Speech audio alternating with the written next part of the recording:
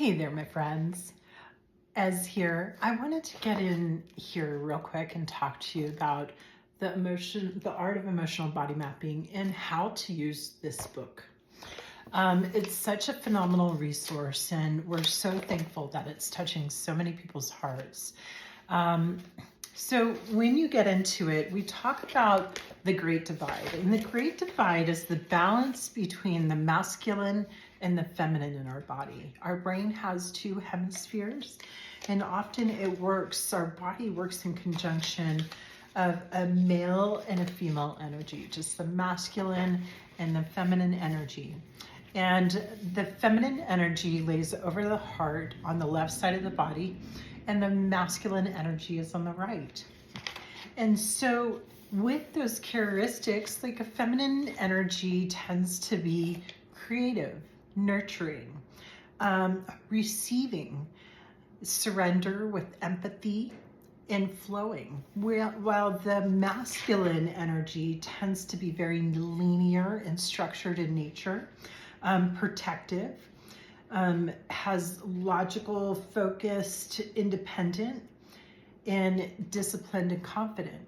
Now, this doesn't mean that women act this way and men act this way. This is the characteristics of a masculine trait and a feminine trait within all of us.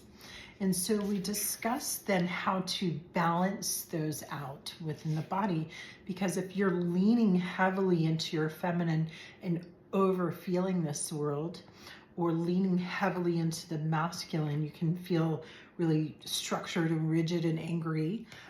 There's different traits that can feel off with someone. And so the first part of using this book is determine, does it sit on the left side of the body or the right side of the body? And then we move into chakras.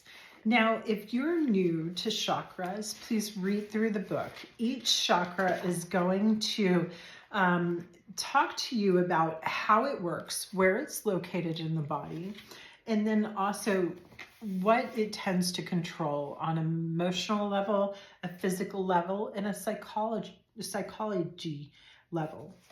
And then it has techniques of how to possibly balance that chakra, what colors it prefers, essential oils that will help tone and support that area, and then also affirmations that can help tone, along with rocks or elements of crystals that can support that area and strengthening.